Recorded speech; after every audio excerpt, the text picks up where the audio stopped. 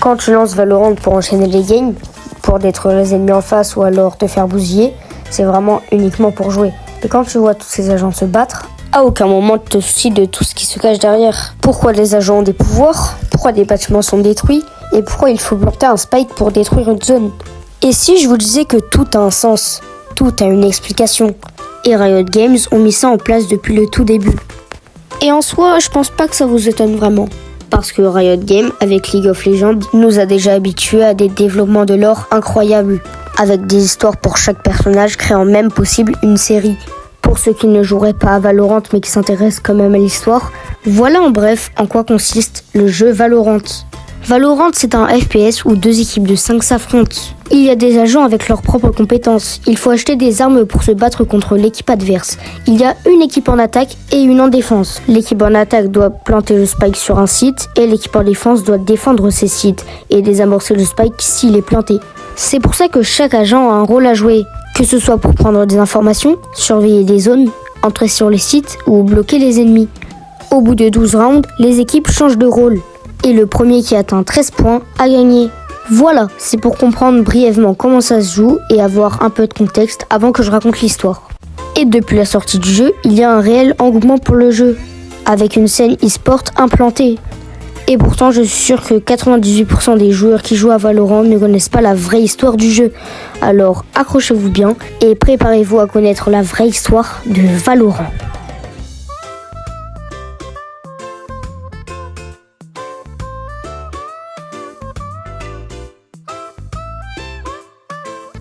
Tout commence en 2039 lorsqu'un événement cataclysmique s'abat sur la Terre. Un événement appelé First Light qui reste trop flou pour qu'on puisse l'expliquer scientifiquement. Cela entraînait une panne d'électricité mondiale. La planète était complètement éteinte. First Light marque un tournant crucial pour l'humanité. Et quand soudain les systèmes ont de nouveau été réalimentés, mais sans que les humains ne se rendent compte, tout avait changé. Cet événement a été marqué par la découverte d'une nouvelle substance, la radianite. On ne sait pas grand chose sur la radianite. On ne sait pas si ça existait auparavant ou si c'est complètement nouveau. Par contre, cette substance a été extraite des mines. Et si elle a marqué un tournant, c'est parce qu'elle a une particularité bien particulière. C'est une nouvelle source d'énergie considérable. À tel point qu'en l'espace de 10 ans, elle a été tellement utilisée qu'elle permet de produire 3/4 de l'énergie actuelle de la planète. Et en plus de ça, elle a un autre aspect bien plus intéressant. C'est l'apparition des super pouvoirs. Et vous vous en doutez, des humains qui auront des autres aptitudes impressionnantes. Et ces humains qui ont acquis de nouveaux pouvoirs ont un nom bien spécifique. Ils sont appelés les enfants de la First Light, mais plus communément Radiants. Maintenant, pour vous remettre dans le contexte, si la plupart du globe est alimenté par la radianite, c'est grâce à une organisation qui est peut-être la plus influente dans le monde. Elle se nomme Kingdom Corporation et elle a réalisé de nombreux progrès scientifiques, notamment de nouvelles méthodes pour collecter de l'énergie sur la planète. Ces démarches scientifiques sont des énormes succès. On voit écrit un peu partout sur les maps, écrit Kingdom, ou alors leur logo. C'est une organisation connue mondialement. Mais alors que cette radianite n'a que des aspects positifs, il ne faut pas que certains l'utilisent à mauvais escient, car cela pourra avoir un énorme impact sur l'humanité. C'est donc là qu'intervient le protocole Valorant. Le protocole Valorant est tout simplement une organisation secrète pour protéger le monde des dangers liés à la radianite. Le groupe fantôme a été créé par Liam Byrne et Sabine Callas, d'anciens employés de Kingdom Corporation. Peut-être que leur nom de code ne vous dit rien, mais c'est tout simplement Brimstone et Viper. Pour mener à bien cette mission, ils ne peuvent pas le faire tout seuls, c'est pour ça qu'ils vont recruter d'autres agents. Et c'est là qu'interviennent les super pouvoirs tirés de la radianite. Quoi de mieux pour défendre le monde que des agents avec des super pouvoirs? Les radiants ont des pouvoirs différents. Ils sont tirés de leur génétique qui caractérise leurs pouvoirs. Dans le protocole Valorant, il y a des radiants mais aussi des agents qui n'ont pas de super pouvoirs et qui se servent de leurs capacités ordinaires pour aider les autres. C'est pour ça qu'il ne faut pas confondre radiant et agent. Et pour pouvoir les discerner assez facilement, il suffit d'analyser leurs super pouvoirs différents. Pour voir si vous avez compris, on va faire un petit test. À votre avis, Reyna, radiant ou pas? Eh bah oui, elle a des aptitudes hors du commun, donc c'est bien une radiante. Autre test, Brimstone, radiant ou pas? Non, il utilise son bras robotisé pour envoyer des smokes, pas de super pouvoir, pas radiant. Oui, c'est un peu compliqué, mais comme dirait Tejo, c'est plus facile que comprendre toutes ces histoires de radianite.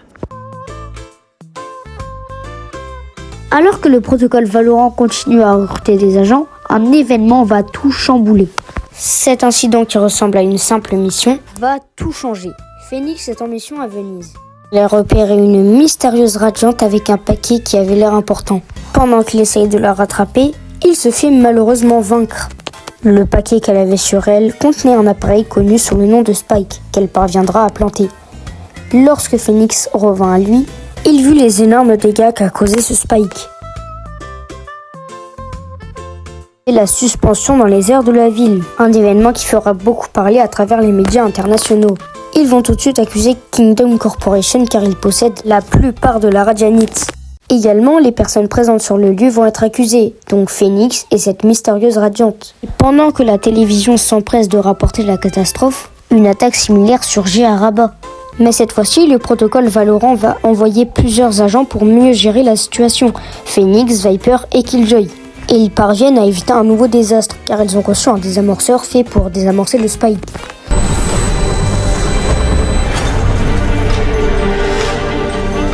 Franchement, je pensais pas que ça marcherait. Sérieux?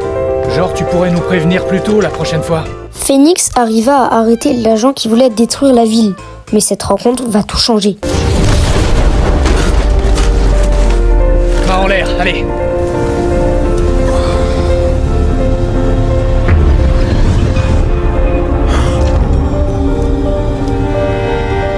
Viper, qui fait partie du commandement du protocole et qui a vu ce deuxième Phoenix, ne peut plus cacher la vérité. Les agents du commandement savent quelque chose de la plus haute importance. Pourquoi il y a un deuxième Phoenix? Alors que nous sommes sur cette planète qui s'appelle la Alpha, il y a une autre planète qui s'appelle Omega. Ils sont complètement similaires et sont dans un univers parallèle. Il y a la Terre Alpha et la Terre Omega. Cela complète globalement leur histoire. Quand Phoenix voyait ce qui semblait être un alter ego de lui-même, en fait c'était le Phoenix de la planète Omega. C'est ainsi que nous pouvons introduire le Mirrorverse.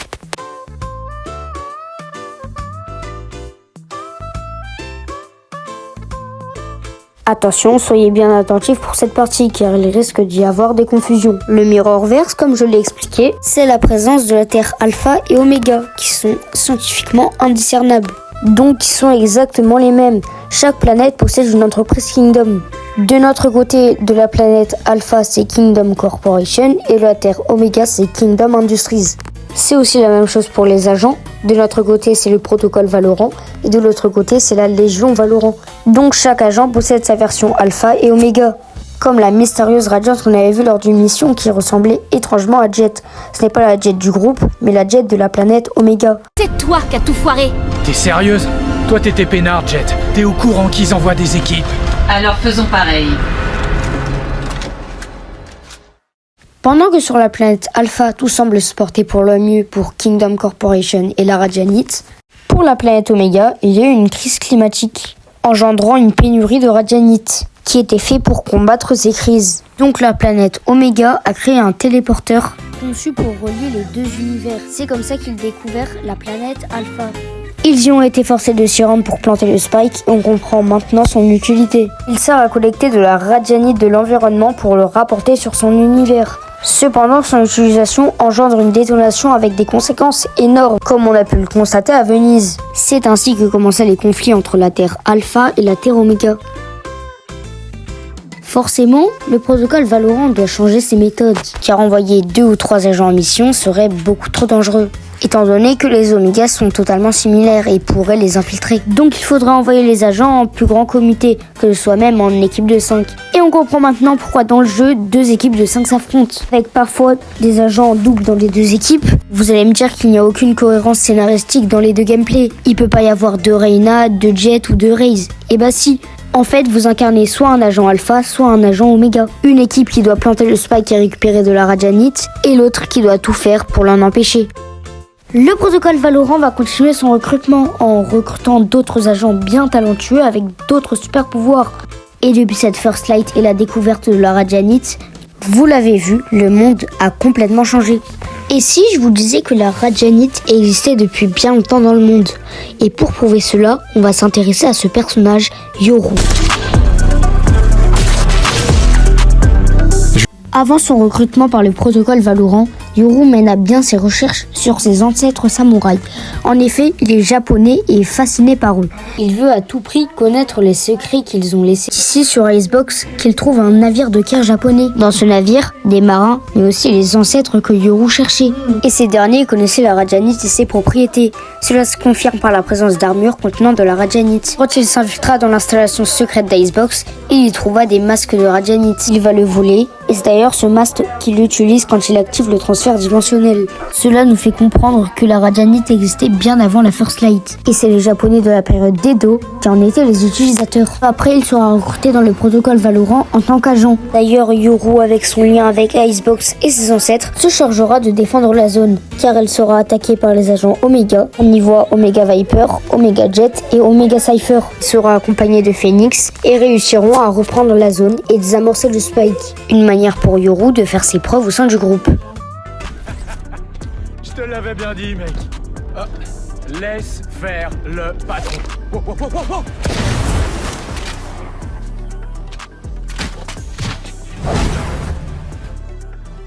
Parmi tous les autres agents qui sont déjà recrutés, en plus de Yoru, il y en a d'autres qui font leur apparition, comme Sky ou Astra.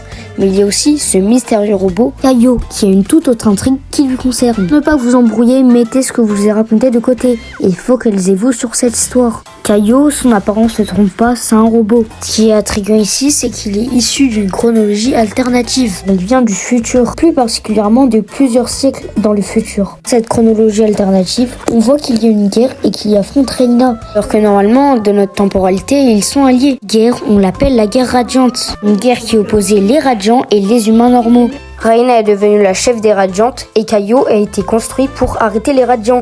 C'est pour ça que ses capacités consistent à arrêter les capacités de ses ennemis. Reina est possiblement à l'origine de cette guerre et ça s'expliquerait pour sa fierté radiante et sa haine contre les humains et leur technologie. Ici on peut voir Kaio en train de porter Brimstone qui était sans doute du côté des humains. Il est sans doute mort pendant cette guerre et Kaio n'a pas réussi à protéger son ami. À cela on apprend divers événements comme que la ville de Paris est tombée, que la ville de Venise est tombée. Combien de temps reste-t-il au monde? Planète en ruine, anéantissement total. C'est une guerre qui semble marquer un tournant crucial pour le monde.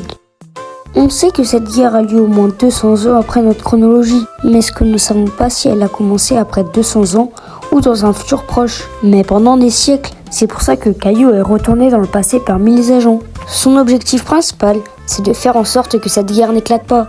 Pour ça, il devra modifier les événements du présent pour impacter le futur et éviter à tout prix cette guerre. Ça, c'est pour l'histoire de Kaio. Mais maintenant, on va revenir à notre histoire de base entre la planète Alpha et Omega. Et pour cela, on va s'intéresser à ce lieu, Fracture.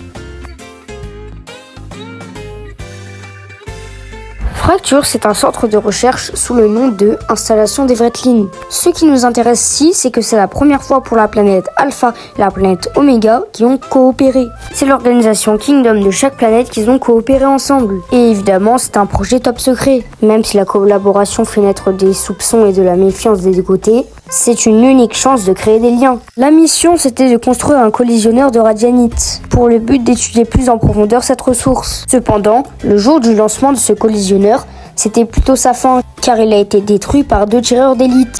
Cela a engendré une explosion qui a anéanti la plupart du personnel scientifique. C'est ce qu'on appelle l'incident d'Evretlin. C'est pour ça que quand on joue au jeu sur Fracture, on peut voir des cartes scientifiques par terre. C'est des cartes de scientifiques qui ont décédé suite à l'explosion. Le principal effet de cette explosion, c'est la scission entre les deux biomes. Division avec l'installation de la Terre Alpha, qui était déjà présente sur cette Terre, et de la Terre Oméga. On peut bien y voir les différences entre les deux biomes, avec un côté plus vert, la végétation et les arbres, et un côté plus orangé et désertique. C'est de cette fracture entre les deux biomes que la map jouable porte son nom. Maintenant, revenons à ces 2 tireurs d'élite, Alpha Chamber et Omega Chamber. Pourquoi se sont-ils alliés pour détruire ce collisionneur? Pourquoi sacrifier tant de scientifiques? Pourquoi détruire un élément de recherche qui permettrait d'aider les deux planètes? La Terre Oméga qui connaît une forte pénurie de radianite. Pourquoi rompre ce lien difficilement tissé entre les deux planètes? Il faut savoir que les 2 chambers communiquaient par des messages codés. 2 simples gribouillis sur des mots de papier qui ne veulent rien dire. C'est un texte à première vue complètement illisible et après décryptage, il voulait enfin dire Schematic obtained tomorrow the usual, ce qui veut dire le schéma est obtenu demain comme d'habitude. On comprend que l'un des Chambers a obtenu des schémas qui se révèlent être d'un téléportail interdimensionnel, ou plus simplement un moyen de voyager dans les 2 dimensions. La situation est difficile, mais d'après lui, son objectif de détruire le collisionneur serait bien plus important. Malheureusement, et vous allez être déçus, on ne sait pas encore exactement pourquoi les Chambers ont fait ça. L'hypothèse la plus probable serait sur cet écran de sécurité. Lorsqu'on analyse ces chiffres, on comprend qu'ils correspondent à des lettres. Le 2 c'est le B, le 5 c'est le E, etc. etc. Ce qui donne en fait Between Scylla and Charybde. C'est en fait une référence à la mythologie grecque. Ce sont 2 monstres qu'Ulysse a rencontrés pendant son voyage dans l'Odyssée d'Homère. Dans l'histoire, Ulysse traverse un détroit avec son navire. Il a le choix entre Scylla et Charybde. Il choisit alors le chemin de Scylla et perd une poignée de marins, au lieu de tout perdre face à Charybde. Pour faire le lien avec l'incident et Chambers, ces derniers auraient choisi de tuer plusieurs scientifiques que de le laisser fonctionner et qu'il ait des conséquences plus graves. Les Chambers doivent savoir des choses que l'on ne sait pas, et d'après eux, si ce collisionneur fonctionne, ce serait bien pire pour l'univers. Alors la solution, le détruire. Peu après cet événement, Chambers rejoint le protocole Valorant parmi les autres agents. Ce dernier va s'avérer utile parce que pendant que les agents de la Terre Oméga viennent sur la Terre Alpha, les agents de la Terre Alpha n'ont aucun moyen d'aller sur la Terre Oméga pour contre-attaquer. Killjoy essaye tant bien que mal de résoudre ce problème. Cependant, les Chambers ont échangé des schémas, souvenez-vous. Des schémas d'un téléportail interdimensionnel. Alors il est temps de s'échauffer, car nous aussi, on peut contre-attaquer. Sérieux, je pourrais faire ça toute la journée. On a tous eu le même score. Je mets le feu dans n'importe quel jeu, mon vieux.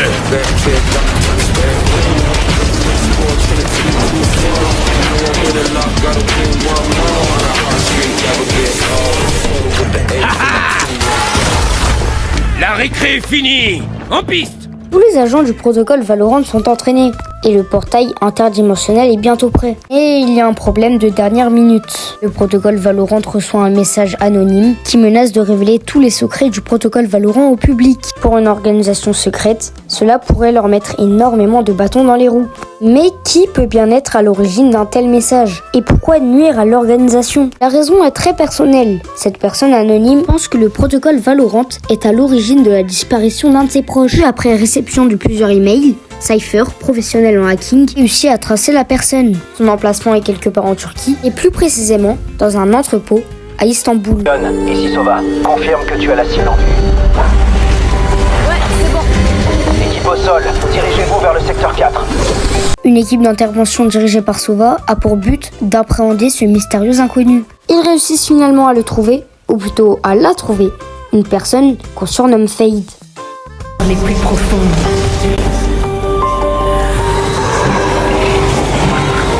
Face aux miennes, elles sont insignifiantes.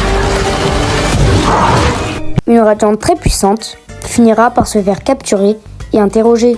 Un interrogatoire qui se conclura par la révélation d'un autre monde à Fade. Elle comprend en fait que son proche a été enlevé par la Légion Valorant, les agents de la Terre rivale, la Terre Oméga. Fade aura donc un nouvel objectif et sera peu après recrutée par le protocole Valorant. Elle se joindra aux autres agents dans le but de vaincre la Légion Valorant de la planète Oméga. Cet événement a freiné la construction du téléportail interdimensionnel. Ça y est, il est enfin terminé et il est temps de partir pour une première mission sur la Terre Oméga. C'est Néon, Killjoy et Reyna. Elles sont chargées de traverser la ville pour obtenir la configuration de la ville et les emplacements des stocks de radianite. Cette mission qui devait être furtive s'avère être un échec car ils sont immédiatement repérés par un groupe de soldats qui vont être rejoints rapidement par Omega Viper. En s'enfuyant de la ville, ils vont tomber sur quelque chose qui les rend complètement différents de leur planète d'origine. Le protocole Valorant et la Légion Valorant ne fonctionnent pas du tout de la même manière.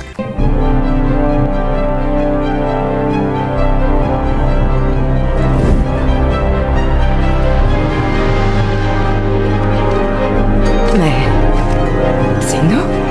Non, mais ça, c'est nous. Pendant que le protocole Valorant agit de manière secrète, les agents de la Légion Valorant, eux, sont très célèbres et ils sont vus comme des héros dans leur monde. Tout le contraire de la planète Alpha.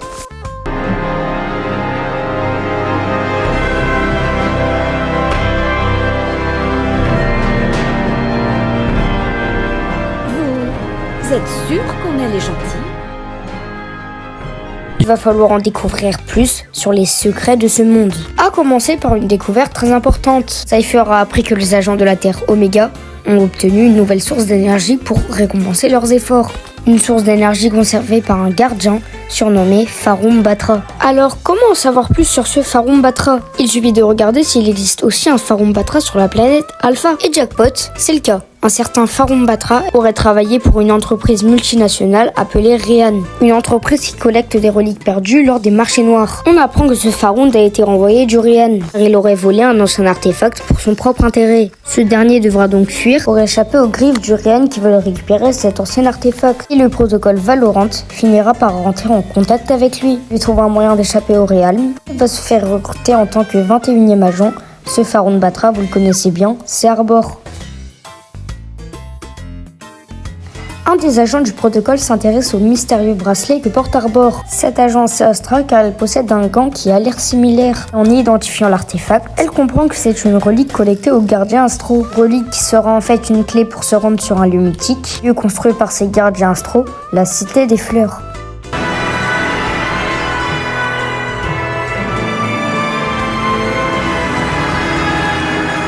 Découvre que cette cité n'est pas une simple cité ordinaire. Il s'agit en fait d'un nexus du multivers. Le temps n'est pas vraiment clair, et ça a sans doute une très grande importance. Arbor apprend que la ville a été totalement détruite lors d'une tentative d'exploration de Realm. Logiquement, cette cité des fleurs existe sur la planète Alpha, elle doit aussi bien exister sur la planète Omega.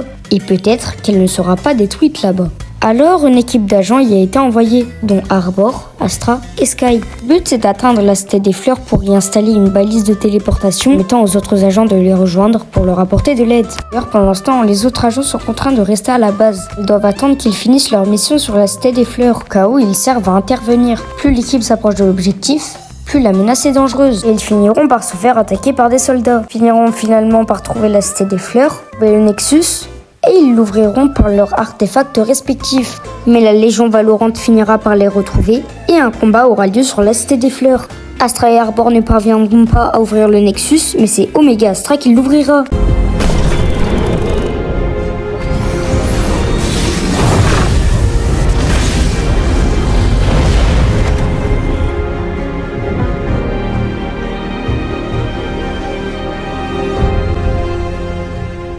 Cela crée une grande détonation qui crée une immense ombre menaçant toute la cité. Heureusement, un spike explose, et cela arrêta le Nexus. Pour le moment, nous ne savons pas exactement à quoi sert ce Nexus, même un moyen plus facile pour se téléporter entre les dimensions. Quoi qu'il en soit, au vu de cette explosion et de l'ombre que ça a généré, ça peut être une arme très dangereuse. Et je le rappelle, sur la Terre Alpha, la Cité des Fleurs est détruite, et par conséquent, ils n'ont pas accès à cette arme. Seule la Terre Oméga a un Nexus fonctionnel. Cela inquiète fortement les agents de la Terre Alpha, qui font état d'un nombre de morts de plusieurs millions s'ils utiliseraient le Nexus contre eux. Et même si Brimstone leur autorise à prendre congé un petit moment pour se reposer et se ressourcer, il n'a jamais été aussi important de vaincre la Terre Oméga. Entre-temps, de nouveaux agents rejoignent le protocole comme Néon, dont j'ai parlé précédemment, qui a assisté Killjoy et Reyna lors de sa mission sur la Terre Oméga, mais aussi Gecko, Deadlock et Iso. Iso était un assassin d'une organisation redoutable, et lors d'une de ses missions, il devait tuer un ancien assassin sous le nom de Ghost. Il se révélera être Omen, qui fait partie des premiers agents recrutés par le protocole Valorant. Au fur et à mesure, il découvrira les différences entre son organisation et le protocole Valorant, et finira par rejoindre l'équipe. Gecko, lui, a été recruté parce qu'il était lié à une série d'événements inhabituels. Des radivores auraient été volés à Kingdom Corporation. Les radivores sont les petites créatures qui accompagnent Gecko et qui se battent à ses côtés. D'ailleurs, comme radivores, il n'y a pas que ceux qui accompagnent Gecko. Il y en a plein d'autres, mais j'y reviendrai dessus plus tard. En tout cas, quelqu'un ne les aime pas.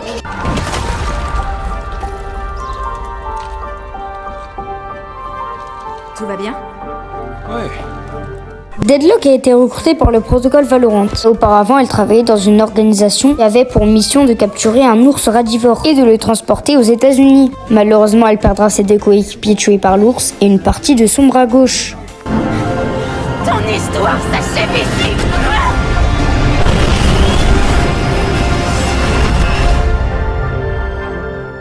Alors forcément, quand un radivore a engendré ça dans ta vie, ils apprécient pas. C'est pour ça que Deadlock n'aime pas Gecko. Et pourquoi je vous parle de ces radivores? Qu'est-ce qu'ils apportent à l'histoire? Pour comprendre tout ça, laissez-moi d'abord vous parler de l'histoire d'Omen. Comme vous l'avez compris avec l'introduction d'Iso, Omen est un assassin auparavant.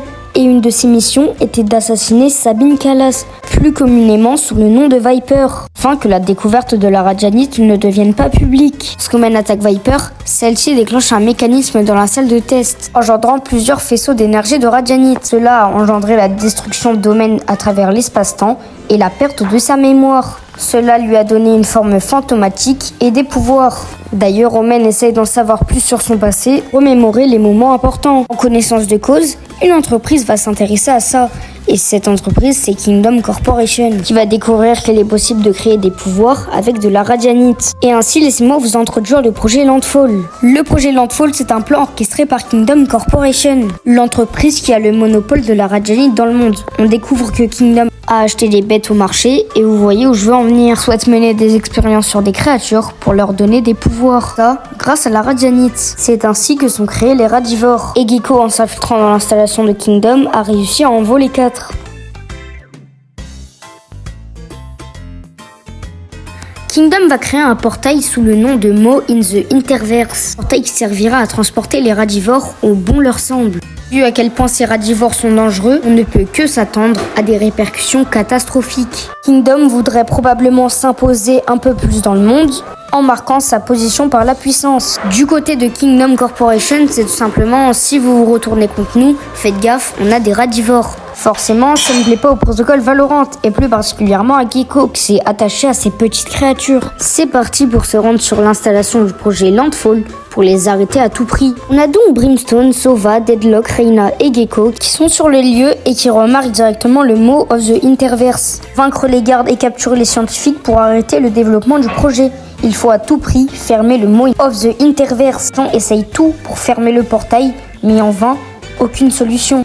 Et lorsque Deadlock jette une attaque sur le portail, cela crée une onde de choc. Les agents sont totalement affaiblis et perdus. Ils n'ont aucun moyen d'arrêter ce portail. Et apparemment, quelqu'un n'est pas affecté par cette onde de choc. Et c'est Aziz, plus communément Altego. Et peut-être qu'elle est là la solution. Sûrement un autre moyen. T'es sûr? Et si c'est Altego lui-même qui était capable de fermer le portail? En tout cas, Deadlock ne veut rien savoir. Elle les déteste et s'apprête même à l'anéantir. Pour cette fois, il va réussir à la convaincre. Il lui dit qu'il est différent et qu'il peut réussir. Alors, Altego rentre dans le portail et va essayer de le fermer une bonne fois pour toutes. Tu vas y arriver. Je t'aime, mon petit pote.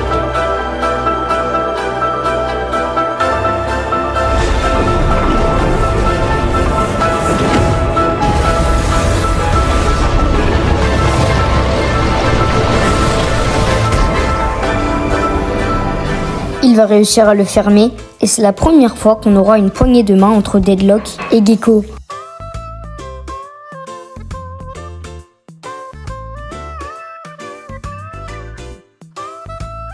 Attention, ce projet Landfall de Kingdom Corporation, c'est qu'une distraction. Le protocole a mené à bien ses missions de freiner l'entreprise Kingdom dans son avancée dans le projet Landfall. Il ne faut pas oublier quel est leur véritable ennemi et quel est l'objectif numéro 1.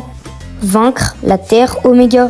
À savoir que cette histoire n'est pas vraiment terminée. On va en découvrir plus sur le passé d'Omen, déterminé à redécouvrir son histoire, le plan de Kaio pour éviter la guerre radiante, le plan de Kingdom pour assouplir sa supériorité, bien sûr, toute la rivalité entre la Terre Alpha et la Terre Oméga. Maintenant, vous connaissez toute l'histoire de Valorant, vous pourrez incarner ces personnages en défendant leur cause, parce que je vous ai parlé de la Terre Alpha comme c'était les gentils, mais la planète Oméga a aussi ses propres intérêts à défendre. Maintenant, c'est à votre tour de vous battre comme des héros pour défendre votre planète.